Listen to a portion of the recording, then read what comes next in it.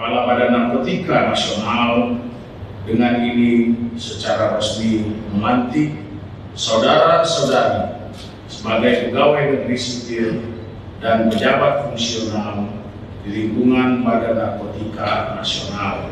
Maju langkah ke depan, jalan.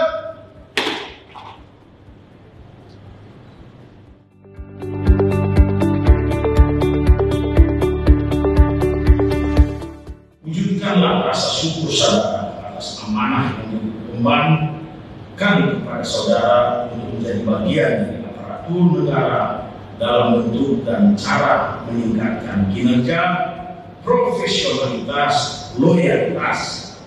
Ingat, loyalitas, dedikasi, tanggung jawab, dan disiplin.